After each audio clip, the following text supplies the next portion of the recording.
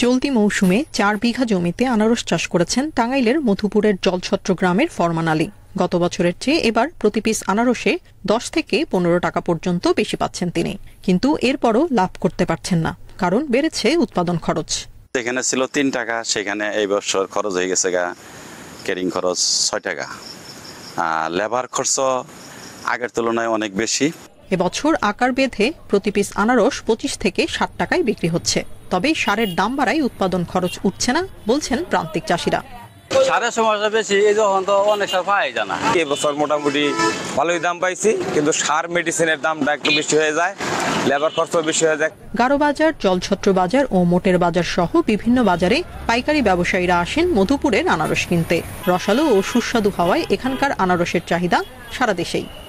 এখানে আনারসের চাহিদাটা মার্কেটে ভালো, তারা এই আনারসটাই তারা পছন্দ করে। ফুলপুর, শেরপুর, বগুড়া, নাটোর, বরিশাল সব জায়গায় আনারস পাঠাই।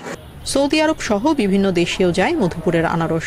মৌসুমী উৎপাদিত অতিরিক্ত আনারস দিয়ে খাদ্যদ্রব্য তৈরির কারখানা গড়ে তোলার পরিকল্পনা রয়েছে বলে জানিয়েছে কৃষি বিভাগ।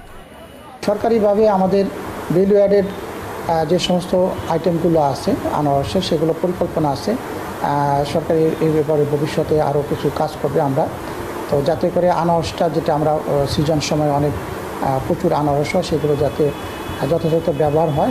চলতি মৌসুমে জেলায় 7,794 হেক্টর জমিতে 2,72,000 মেট্রিক টন আনারস উৎপাদনের লক্ষ্যমাত্রা ধরা হয়েছে।